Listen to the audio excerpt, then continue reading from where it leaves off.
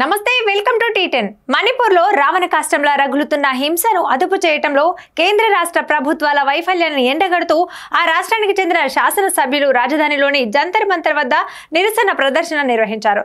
అయితే ఇక్కడ గమనించాల్సిన విషయం ఏమిటంటే నిరసన చేపట్టింది ప్రతిపక్ష సభ్యులు హక్కుల కార్యకర్తలు కాదు, సాక్షాత్తు పాలక బీజేపీకి చెందిన ఎమ్మెల్యేలే.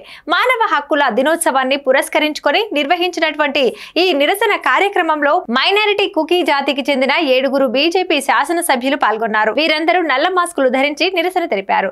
తమ డిమాండ్లు కేంద్రానికి తప్ప అందరికీ తెలిసినవేనని, అవి చాలా స్పష్టంగా ఉన్నాయని ఓ ఎమ్మెల్యే వ్యాఖ్యానించారు.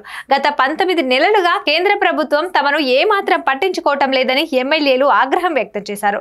మోడీని తొలగించండి, గిరిజనులు మైనారిటీల గోడు పట్టదా, మణిపూర్లో ప్రభుత్వ ప్రేరేపిత కార్యక్రమాన్ని ఆపేయండి అని రాసి ఉన్నటువంటి బ్యానర్లను వారు ప్రదర్శించారు. ప్రధాని మోడీని కలుసుకునేందుకు గతంలో అనేక ప్రయత్నాలు చేశామని, అయితే తమ అభ్యర్థనను ఎవరు పట్టించుకోలేదని ఆవేదన వ్యక్తం చేశారు.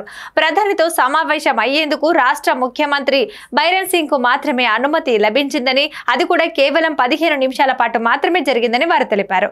ఇది వాళ్ళ న్యూస్. చూస్తూనే ఉండండి టీ10.